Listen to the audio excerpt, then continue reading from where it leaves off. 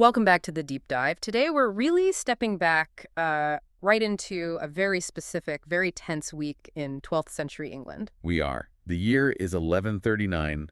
Think chaos, the anarchy, King Stephen versus Empress Maud. Life's precarious. Especially if you have wealth or land, I imagine. And our sources put us right in the thick of it in Shrewsbury. That's right, at the Benedictine Abbey of St. Peter and St. Paul. Yeah. But also, crucially, the nearby hospital of St. Giles. A leper hospital. Exactly, a place of exile.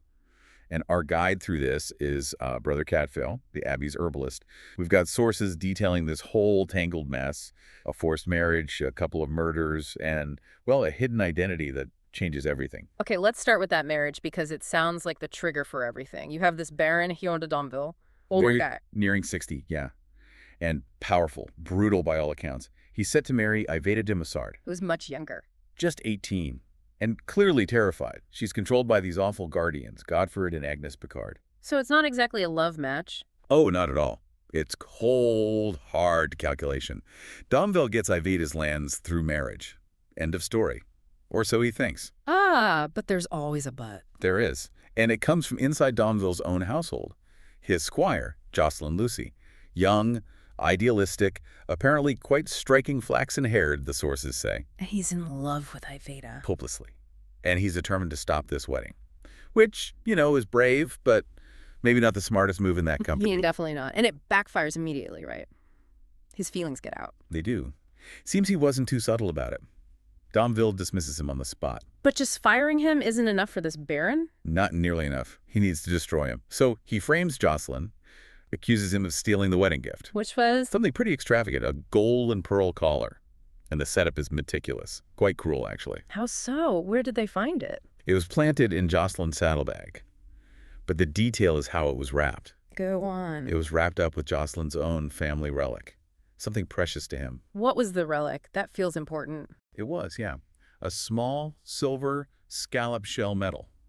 It signifies a pilgrimage to Compostela, to the shrine of St. James, probably his father's, very sacred to the family. So wrapping stolen goods in that, it's not just theft, it's making him look like a blasphemer too. Exactly. Complete character assassination. Vicious stuff. So Jocelyn's cornered, framed, disgraced. The sheriff's men are after him. Led by Gilbert Prescott, yeah. They catch up to him on the main bridge over the River Severn. But he doesn't go quietly. Well, interestingly, he doesn't fight. The sources make a point of this. He's seized, but then he makes this incredible leap. Off the bridge. Right off the bridge, into the Severn, which is running really high and fast at this point. A magnificent leap, apparently, yeah, but unresisting, like he planned it. Calculated desperation, and the river's too wild for them to follow easily. Precisely. Recent rains. He just vanishes into the current. A wanted man, accused thief, now a fugitive. So where does he end up? Where can someone like that possibly hide? He goes to the one place nobody would think to look for an accused nobleman. Or maybe the last place. St. Giles, the leper hospital. Exactly. Among the outcasts, he gets help secretly from one of the brothers there, yeah, Brother Mark, who seems like a decent sort. And it's there, hiding among the lepers, that he meets this figure, Lazarus. Ah, Lazarus, yes. This is where things get really interesting. Yeah. He's not just another patient. He stands out. How so? Yeah. What did the sources tell us about him? Cadfael observes him, right? Cadfael does. Lazarus is tall, always cloaked, always veiled. There's an imposing presence about him. And he has this very specific way of walking. A limp. More than a limp, a peculiar gait. It turns out he's lost toes, has to wear a special shoe, and his left hand, it's badly maimed. Maimed how? Missing 2 fingers completely and part of a third. And his voice, though deep, is distorted, mangled by the disease, leprosy. Yet this figure, Lazarus, he helps Joscelin. Instantly. He seems to recognize Joscelin's situation, the danger he's in, and offers him protection within the hospital grounds. That's fascinating. Why would he do that? Risk drawing attention? It's a strange kind of sanctuary, isn't it? The condemned sheltering the hunted. Maybe it's a sense of justice, protecting an innocent. The sources hint at this deep, almost silent understanding among these outcasts. A society outside society with its own rules. You could say that, but that sanctuary is precarious because the reason Joscelin is being hunted, well, that reason gets violently removed. Baron Domville, the first murder. Yes. Domville's found dead. ambushed on a path in the woods, returning to his house. And this is where Cadfael's skills really come into play, isn't it? Not just as an herbalist. Absolutely. He examines the scene like like a detective, centuries early. He sees it wasn't random. What does he find? He sees how Domville was brought down. A rope stretched across the path, thrown backwards, hard against a big oak tree. He sees marks on the tree. Marks on the tree bark, yeah, and scuffs on Domville's boots from the impact. A brutal fall. But, crucially, Cadfael realizes the fall didn't kill him. So the killer was there, waiting. Waiting. Domville was strangled. By hand. Strong hands. Okay, so strangulation. But Cadfael finds something else, doesn't he? Something specific. He does. This is brilliant forensic observation, really. He spots a tiny, sharp, indented wound right on the main bruise on Domville's neck. An indentation? From what? Cadfael figures it must be from a ring. A large stone on the killer's middle finger, probably, that turned slightly as they squeezed. Wow, so now they're looking for someone strong who wears a specific kind of ring and who knew Domville's movements. Exactly. And this is where Joscelin's innocence starts to become clear through the timeline. How so? Well, Domville wasn't just riding home randomly. He'd been visiting his mistress, Evis of Thornbury. He had a mistress, kept somewhere quiet. At a remote hunting lodge? Yes. A long-term arrangement, apparently, but kept very secret. Only a couple of people knew. And Evis provides the alibi for Joscelin? Unwittingly, yes. She confirms Domville was with her, and she remembers putting a flower in his cap, just as he left that morning. A specific one.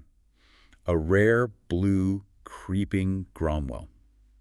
And she gives the time he left, about 20 past 6 in the morning. Which means Joscelin, who was either still struggling in the Severn or hiding out near St. Giles well before dawn, couldn't possibly have been miles away, setting that trap and waiting to strangle Domville at 6:20 a.m. That flower is like a medieval timestamp. Okay, so Joscelin's definitely innocent of the murder. Cadfael knows this. Who does wear the ring? Who knew about the mistress? Suspicion falls, logically, on someone close, someone who knew the secrets.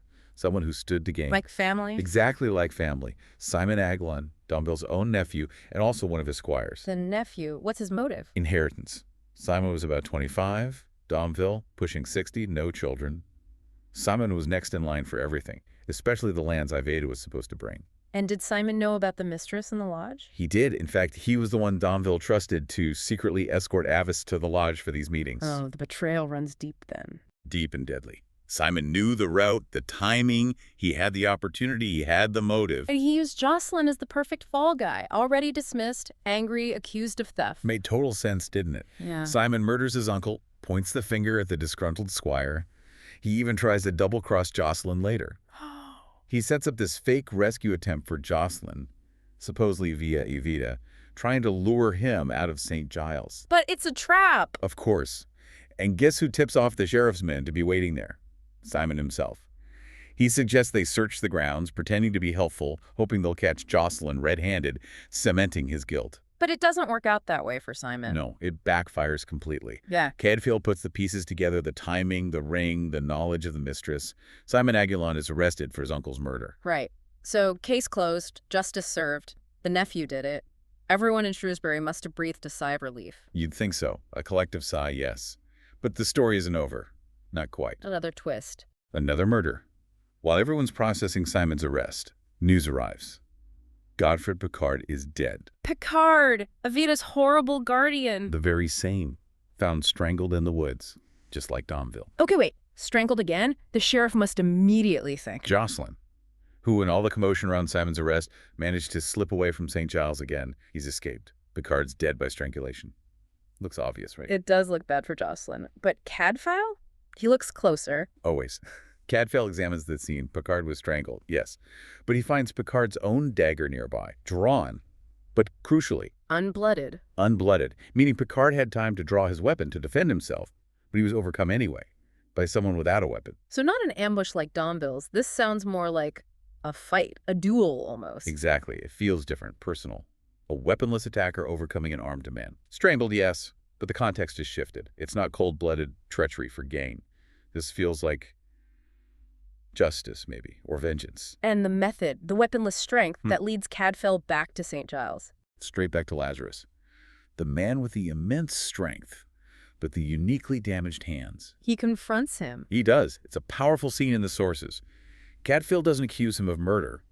He suggests Picard's death was more like a justified duel, forced on a man who had only his hands to fight with. And he knows it was Lazarus because of the grip marks. He must have seen the marks on Picard's neck. The sheer power needed, combined with the specific lack of pressure where those missing fingers would be. Yeah. Cadfael knew. Only one man could leave marks like that. Lazarus, the leper. But who is he? Really? This is the climax, the great reveal. Cadfael puts it all together. Lazarus admits it. He's Guimard de Massard. De Massard, Iveta's grandfather. Her grandfather. A legendary crusader. Ah. A paladin. Everyone thought he died 20 years earlier at the Battle of Aguilon. Died in the Holy Land, but he survived. He survived the battle but was captured. And in captivity, probably in Syria, he contracted leprosy. Oh, wow. So the disease. He knew the shame it would bring, the horror, especially for a noble family. So he let the world believe he was dead. Faked his death. And the leprosy explains the veil, the mangled voice, the hand. Everything. The sources mention skilled Saracen physicians treated him, which might explain how he survived so long. He spent years, maybe 8 years, making way back to England in secret, living as an outcast. Only to find his granddaughter orphan and being sold off by Picard. Imagine his horror, his rage, the last of his line treated like chattel he couldn't stand by. So he killed Picard, not Joscelin. He did. He challenged Picard, fought him, avenged the shameful mistreatment of a lady, as the sources put it, weaponless, diseased, but still a paladin defending his kin's honor. Did he kill Simon too? No. He left Simon to the king's justice for Domville's murder. His focus was Picard, the direct source of Iveta's suffering. Does he reveal himself to Iveta? She confirms the truth to Cadfael, even pulls back his veil, showing the full extent of the disease. But when Cadfael suggests he could rise again, reclaim his identity, his lands for Iveta, he refuses. Why? His words are incredibly poignant. I am a dead man. Let my grave and my bones and my legend alone. He chose the identity of Lazarus. He couldn't be the paladin anymore, not in the eyes of the world. And then he just leaves. Vanishes into the night, leaving behind only his clapperdish, the symbol of the leper, a ghost returning to the shadows after enacting his final justice. Incredible. So in the end, the Crusader ghost saves the day. In a way, yes, a tragic, violent way. But Joscelin and Iveta are free. Their names clear, their future secured. Abbot Rodulfus becomes their guardian, a just man. Their lives completely changed by this hidden history, this act of sacrifice. And by Cadfael's quiet persistence, of course. It really is an amazing weave of loyalty. Brother Mark, Avis, the lepers themselves in betrayal like Simon's, and then this ultimate terrible act of honor from Guimard. It shows you never know what lies beneath the surface, does it? The secrets people carry. Absolutely. And maybe there's one more thread of hope to leave you with. Something smaller, perhaps, but hopeful. Go on. Remember the boy at Saint Giles? Bran. The sick child Joscelin befriended? The one he carved a toy horse for? That's him. Described as scrofulous, undernourished scrofula, being that swelling of the glands, often linked to poverty.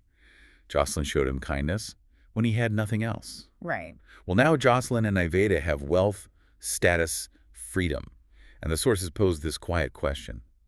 Maybe this child, the leper's waif, if he were fed and tended and taught. Could he have a different future? Maybe he could end as page and squire to Sir Joscelin Lucy someday.